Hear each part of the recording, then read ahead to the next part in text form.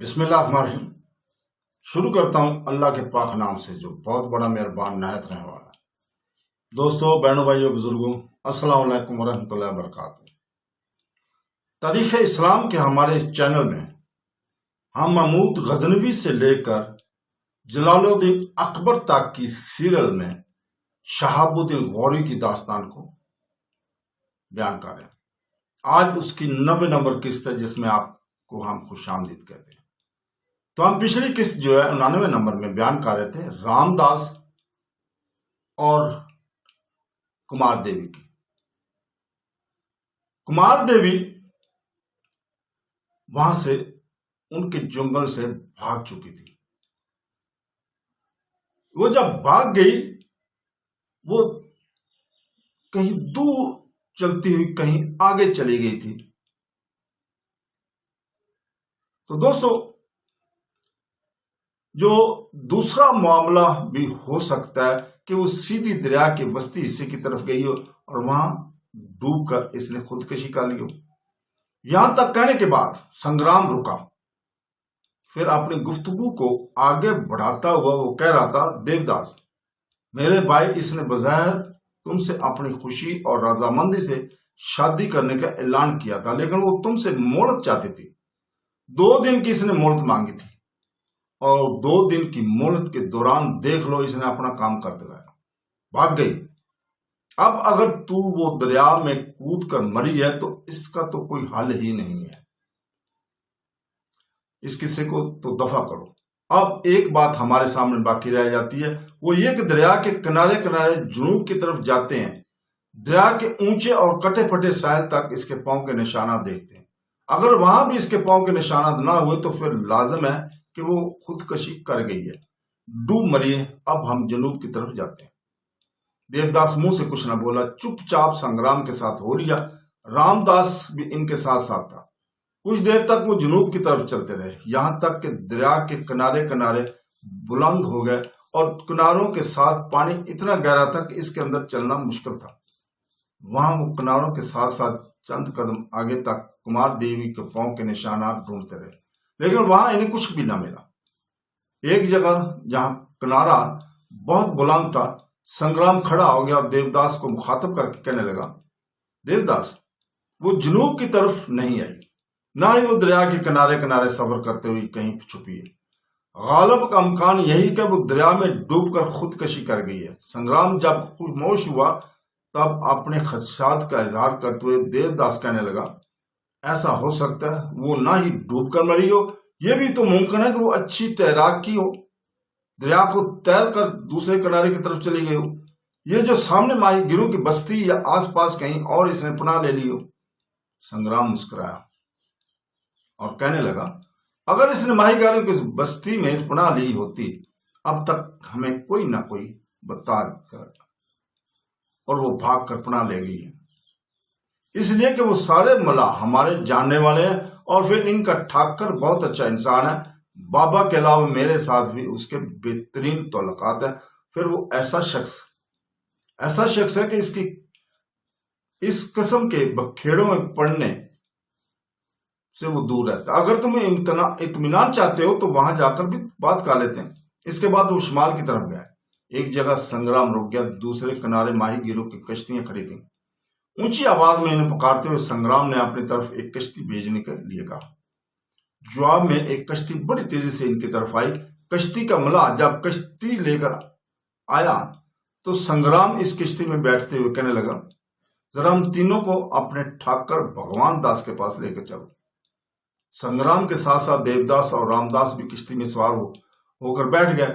इसके साथ ही कश्ती को हरकत में लाया और भगवान दास की बस्तियों की तरफ जा रहा था।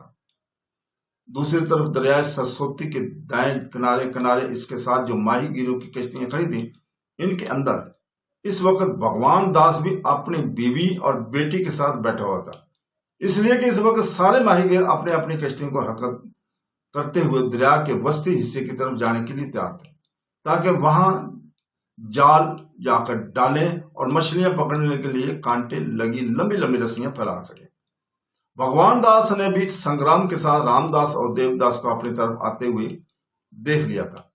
इस मौका पर धीमे से लहजे में वह अपनी बेटी किरण कुमारी को मुखातिब कर कहने लगा, किरण कुमारी मेरी बच्ची, भाग कर घर जा। वो मकान को हम बाहर से कुफल लगा कर आए हैं, इसके बावजूद कुफल खोल और कमाल देव से कहना कि तू शक खाने में तो शोकों और इसके नीचे छुप जाए। ऐसा करने के बाद तुम पहले की तरह मकान को बाहर से कुफल लगाकर लौट आओ, पर इन लोगों की आमद से पहले पहले आ जाना। अपने बाप की इस हदायत पर किरण कुमारी बड़ी तेजी से कश्ती से निकली, मुख्तलिफ कश्तियों की ओट लेती हुई बस्ती में दाखिल हुई। अपने घर के सदर दरवाजे के बाहर से कुफल खोला। अंदर एक कमरे में कुमार देवी बैठी हुई थी। इसे मुखातिब करके किरण कुमारी कहने लगी, कुमार देवी मेरी बहन, तुम्हें तलाश करते हुए देवदास और संग्राम इसी तरफ आ रहे हैं। साथ वाले तोशक खाने में बिल्कुल लहाफों के नीचे चली जाओ। मैं तुम्हें सिर्फ यही बताने आई थी। मैं फिर जाने लगी हूं और मकान को बाहर से ताला लगाकर जाऊं। किरण कुमारी के इन अल्फाज पर कुछ कुमार देवी परेशान सी हो गई थी। जवाब में इसने कहा कि कुछ भी ना किया, कहा तो तोशक खाने की तरफ भागी थी, लाहफों के नीचे छुप गई थी। किरण कुमारी मुतमन होने के बाद पलटी, मकान को बाहर से कुफल लगाया, ताला लगाया और फिर दोबारा अपने बाप के पास जाकर कश्ती में बैठ गई थी। थोड़ी देर बाद संग्राम, देवदास और रामदास भी वहां पहुंच गए थे। भगवान दास कश्ती से उठकर इनका इस्तकबाल किया। तीनों कश्ती से निकलकर भगवान दास की कश्ती की तरफ आए। भगवान दास तीनों से गले मिला, फिर खुशी का इजहार करते हुए कहने लगा, लगता है आज मछलियां लेने हमारी बस्ती की तरफ आए हैं। जवाब में संग्राम कहने लगा, नहीं ठाकर, ऐसी बात नहीं है। दरअसल हमारी एक लड़की हमारी हवेली से भागी है। अब इससे मुतल्लक खबर नहीं वो दरिया में कूद मरी है या आपकी बस्ती की तरफ आई है। मैंने अपने फुफीजाद देवदास से कहा है कि अगर वो भगवान दास की बस्ती की तरफ आई होती तो अब तक यहाँ हमें खबर हो चुकी होती। अब यूं जाने इस लड़की को ढूंढते और तलाश करते हुए आपकी तरफ आया है। संग्राम जब खामोश हुआ तब बड़ी लिजाहत और अजीज में भगवान दास कहने लगा, संग्राम तुम्हारी हैसियत मेरे यहाँ बेटों की सी है। तुम्हारे बाप से मेरे बहुत गहरे तल्लुकात हैं। क्या तुम ये तवक्को रखते हो कि तुम्हारी कोई लड़की भागे और इसे हम अपने यहाँ पढ़ा दें? इसके बावजूद अगर तुम हम पर शक करते हो तो मैं तुम्हारे साथ हूं। सारी बस्ती के मकानों के दरवाजे खुलवा देता हूं, सारे मकानों की तलाशी ले लो। अगर लड़की यहां से मिले तो जो सजा तुम मुझे तजवीज करोगे तस्लीम कर लूंगा। सबसे पहले मेरे घर की तलाशी लो, मैं अपने घर का दरवाजा जाकर खोलता हूं। मेरे मकान के पहली तलाशी लो, फिर बाकी बस्ती की। इस तरह इसके साथ ही अपनी बेटी किरण कुमारी की तरफ देखते हुए भगवान दास कहने लगा, बेटी मकान के बरूनी दरवाजे पर कुफल लगा, इसकी चाबी मुझे दो। अपनी बेटी की तरफ बढ़ते हुए भगवान दास के हाथ को संग्राम ने रोक दिया था। कहने लगा, भगवान दास ये आप किस किस्म की गुफ्तगू कर रहे हैं? क्या मैं आपकी बस्तियों के मकानों की तलाशी लूंगा? जो कुछ आपने कहा ये हमारे लिए हर्फ आखिर है। मैं जानता हूं वो लड़की अगर आपकी बस्ती में होती तो यकीनन आप हमें इसकी तलाश जरूर देते। बहरहाल अपने फुफीजाद और रामदास के साथ वापस जाता हूं और जाते जाते आपसे ये भी गुजारिश करूंगी कि आज नहीं या कल या किसी भी वक्त कोई भी आपकी बस्ती या गिरदोनवा में कहीं पनाह ले और दिखाई दे तो इसकी तरह मुझे जरूर कीजिए और जल्दी कीजिए। भगवान दास ने जब छाती तानते हुए इसका इकरार किया तब संग्राम अपनी किश्ती में जाकर बैठ गया। इसकी तरफ देखते हुए देवदास और रामदास भी इस किश्ती में मुंतकिल हो गए। इसके साथ ही जो मल्ला इन्हें लेकर आया था वही इन्हें दूसरे किनारे ले जाने के लिए किश्ती को हरकत में ले आया था। कश्ती जब दरिया सरस्वती में जरा आगे गई तब देवदास संग्राम को मुखातिब करते हुए कहने लगा, भाई कुमार देवी को इस तरह भागना और हमारे हाथों से बचकर निकल जाना यकीनन वैसे जिल्लत और लानत है हमारे लिए। मेरा दिल कहता है कि अभी नहर वाला की तरफ वो अगर भागी इसलिए कि इसके पास ना कोई सवारी है ना इसके पास रकम है और दोनों चीजों के बगैर नहर वाले की तरफ भागा नहीं जा सकता।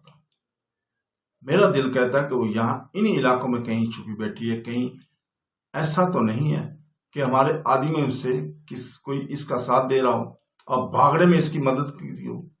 देवदास की इस गुफ्तगू के जवाब में संग्राम ने कुछ सोचा, फिर घूरने के अंदाज में इसकी तरफ देखने हुए कहने लगा, देवदास मेरे भाई, हमने आज तक रामदास के अलावा किसी को कुमार देवी के पास जाते हुए नहीं दिया और ना इजाजत किसी को दी है।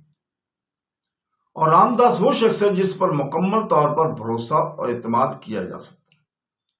और फिर ये बात भी अपनी जगह पर वाज़ह है कि वो इसे खाना खिलाने के बाद साथ वाले कमरे को बहर से कुफल लगाने के बाद चला गया था, और अगले रोज जब कुफल खोल कर देखा गया तो कुमार देवी गायब थी। अगर कुमार देवी साथ वाले कमरे का दरवाजा खोलकर भागती तो फिर ये बात साबित थी कि रामदास इसका साथ दे रहा है, लेकिन चौंकि दरवाजा मुखफल रहा, बंद रहा और कुमार देवी खिड़की के जरिए नीचे उतरकर भागने में कामयाब होगी, तो ये बिल्कुल बात साफ और अयां है कि इसमें ना रामदास मुलव्वस है और ना इसका कोई कसूर है। मैं समझता हूं कि कुमार देवी सिर्फ तुम्हारी हमाकत की वजह से भागने में कामयाब हुई है। देवदास ने चौंकने के अंदाज में संग्राम की तरफ देखा, फिर पूछ लिया, वो कैसे मरे भाई? वो इस तरह कि तुम्हें क्या जरूरत पड़ी थी कि तुमने जो इसे इस्तेमाल के लिए कपड़े मुहैया किए थे, इनमें तुम बहुत सी बिस्तर की चादरें भी लेकर जाओ। तुमने देखा इन्हीं बिस्तरों की चादरों से काम लेते हुए इसने अपने भागने के अमल को बहुत आसान बना दिया। चादरें फाड़ फाड़ कर एक दूसरे से गांठ लगाते हुए इसने इन्हें एक लंबे रस्से की शक्ल दी और फिर अपनी मसहरी के पाए से इसका एक सिरा बांध कर वो दूसरे हिस्से से भाग निकली। अब तुम खुद सोचो, इसमें किसका कसूर है? संग्राम के इन अल्फाज के जवाब में देवदास की गर्दन थोड़ी देर के लिए झुकी, फिर शर्मिंदगी के एहसास से कहने लगा, भाई तुम्हारा कहना तो दुरुस्त है, भागी तो वो मेरी हमाकत की वजह से है। मुझे इसके पास वो सारी बिस्तर की चादरें नहीं रखनी चाहिए थी। ये ऐसा तो नहीं है कि मैंने इसकी खुश करने के लिए किया था। और फिर भाई मुझे क्या खबर थी कि वो अंदर ही अंदर क्या मनसूबा बना रही है। आपके सामने इसने मुझसे वादा किया था कि वो 2 दिन बाद मुझसे शादी करेगी। इसी बना पर मैं इस पर एतमाद और भरोसा करने लग गया था, इसलिए मैं इसके लिए नए नए कपड़े और बिस्तर की चादरें लेकर गया था। और वो इन्हीं चादरों को काम में लाते हुए भाग गई। यहां तक कहने के बाद देवदास रुका, फिर अपनी बात को आगे बढ़ाते हुए कह रहा था, भाई एक बात है, इसे नहर वाला की तरफ भागने में कामयाब नहीं होना है। वो कहीं यही है। अगर इन मच्छरों की बस्ती में नहीं है तो आसपास के दूसरी जगह कहीं जो छुपी हुई है। इसका यहां कोई जानने वाला भी नहीं है। भागने से पहले इसने किसी से मनसूबाबंदी भी नहीं की, इसलिए कि यहां किसी का आना जाना भी नहीं था। मेरे ख्याल में भागकर वो किसी आसपास की बस्ती में दाखिल हुई होगी और मिन्नत समाजित करके वो रही होगी। वो एक मजलूम और बेबस लड़की है, इसे पनाह दे दी गई होगी। मेरे ख्याल में वहां क्याम करके किसी न किसी तरह वो नहर वाला में अपने बाप को इतला भेजेगी, फिर यहां से निकलने की वो कोशिश करेगी। भाई मैं चाहता हूं कि इस दौरान तक नहर वाला की तरफ जाने वाले रास्तों की नाकाबंदी कर दी जाए, साथ ही अपने कुछ आदमियों को मुकर्रर किया जाए जो आसपास की बस्तियों की चक्कर लगाते रहे, लोगों से पूछते रहे कि इनकी बस्ती में कोई नई लड़की तो दाखिल नहीं हुई। इस तरह मुझे उम्मीद है कि हम कुमार देवी को दोबारा हासिल करने में कामयाब हो जाएंगे। संग्राम ने देवदास की इस तजवीज से इत्तेफाक किया था। इतनी देर तक किनारा भी आ गया था और वो किश्ती से उतरकर खामोशी के साथ अपनी ज्ञानज्ञा की तरफ जा रहे थे। देवदास और संग्राम के जाने के बाद भगवान दास ने अपनी बेटी करण कुमारी की तरफ देखा और इससे मुखातब करके कहने लगा, बेटा अब तू घर जा, तेरा जल्दी जाना जरूरी है, इसलिए कि अगर तू घर ना गई तो राजकुमारी तोशकों तले ही दबी रहेगी। जा मेरी बेटी, इसे जाकर निकाल दो और फिर तू घर पर ही रहना, खाने का तमाम करना, हम काम निपटा कर आ जाएंगे। अपने बाप भगवान दास के कहने पर करण कुमारी किनारे पर उतरी, फिर वो तेज तेज चलते हुए अपने घर की तरफ हो ली थी। इसने कुफल खोला। दरवाजा खोलने के बाद सबसे पहले दरवाजे को अंदर से जंजीर लगाई, फिर अंदर गई और धीमे से लहजे में इसने कुमार देवी को पुकारा। कुमार देवी तोशकों के नीचे से उठकर बाहर आ गई थी। सहमे हुए से अंदाज में किरण कुमारी के पास आई तो फिर तकरीबन हलकलाते हुए कहने लगी, वो दोनों उबाश और बदमाश चले गए।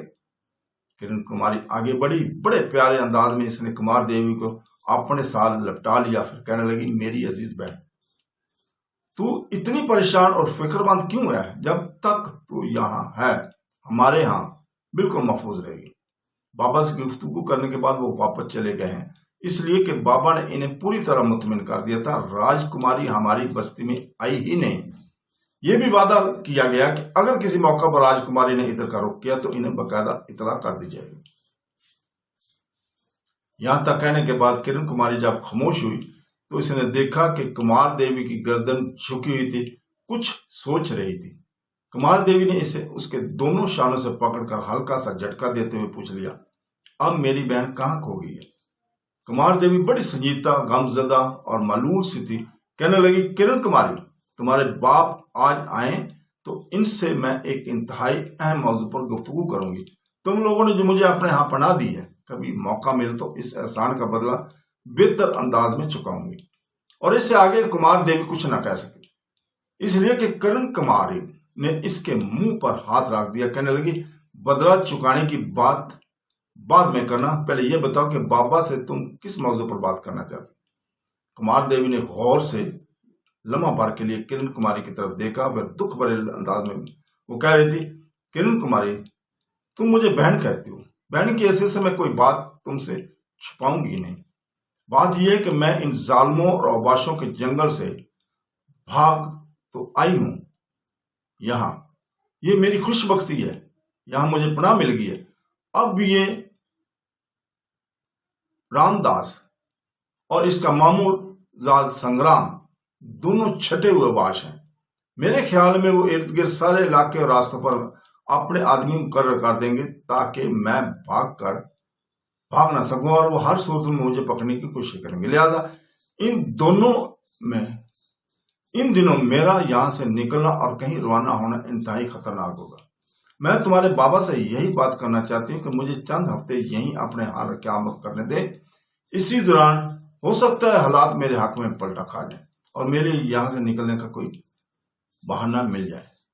इसलिए कि रामदास और संग्राम का खादम रामदास पूरी तरह मेरा साथ दे रहा है, और इसने मुझे से वादा किया था कि मुझे यहाँ महफूज करने के बाद वो ऐबा को इसकी इतला करेगा, या नहर वाला में अपने बाप को मेरी इस मुसीबत से आगाही देगा।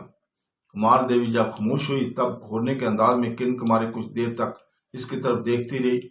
फिर शगुफों भरी आवाज में कहने लगी, कुमार देवी, मेरी बहन, ये किस किस्म की गुफ्तगू कर रही? बहन भी कहती और परायापन की बातें भी करती हो। तुम्हें इस मौजू पर बाबा से गुफ्तगू करने की जरूरत नहीं है। एक बात याद रखना, जब तक तुम्हें यहाँ से महफूज तरीके से निकालने की कोई एहतमाम नहीं होता, इस वक्त तक बाबा तुम्हें खुद भी यहाँ से न जाने देंगे और न निकलने देंगे। तुमने क्या अपने मन में ये बात बैठा ली होगी कि हम तुम्हें अपने लिए बोझ समझेंगे? मेरी बहन, ऐसी बात नहीं है। ये छोटा सा घर तुम्हारा अपना ही घर है। जब तक तुम यहाँ काम करोगी, हम अपने लिए बहस रहमत और फख्र ख्याल करेंगे। देखो, जब तक हालात पूरी तरह तुम्हारे लिए महफूज नहीं हो सकते, उस वक्त तक हम खुद तुम्हें यहां से निकलने नहीं देंगे। और मेरा मन ये भी कहता है कि इस देवदास और संग्राम ने तुम्हें तुम्हारे माता पिता, भाई, दिगर रिश्तेदारों से जुदा किया है, तुम पर जुल्म ढाया, लिहाजा इन्हें इनके बाप और मजालिम की सजा जरूर मिलेगी। वैसे रामदास कह रहा था कि वो अब पहले तुम्हें यहां से निकालने के महफूज बढ़ने के लिए ऐबा से राब्ता कायम करेगा। तुम्हारे ख्याल में क्या वो शख्स तुम्हारी मदद के लिए तैयार हो जाएगा और देवदास और संग्राम से तुम्हारा काम लेने पर भी राजी हो जाएगा? किरण कुमारी के इन अल्फाज पर राजकुमारी कुमार देवी एकदम ज्यादा अफसरदा और उदास हो गई। फजाओं में इस तरह घूरने लगी थी जैसे कि वो अनजाने ख्यालात में खो कर रह गई हो। फिर अजीब से लहजे और अजीब से अंदाज में किरण कुमारी की तरफ देखते हुए कह रही थी, किरण कुमारी, मेरी बहन, ऐबा हम जैसा नहीं है। मुझसे ही इसके हक में कुछ ज्यादतियां हुई थी। मेरी बहन, वो बड़े बड़े सूरमाओं के सामने झुकने की बजाय इनकी नजर में मौत के शराब भर देने का हुनर जानता है। कड़ी मुसाफत और बलय सरा सोम बनकर अपने दुश्मन के लोग एहसास पर अपनी कामयाबी के नकूश कुंदा करने की सनाई भी जानता है। वो बेरोक गर्दाब की शोरश और तलातम और तगयानी के जोश मारते बहरा बेकरार जैसा शिजा रगों और मर्ग खोल देने वाले जहर लगे नेजे की अन्नी जैसा नाकाबिले तस्कीर आंखों में नकुले कांटे बो देने वाले आंधियों जैसा दलेर और करब खड़ी कोने तूफानों जैसा जुर्रतमंद आदमी है वो ऐबा। अल्लाह हाफ़िज़।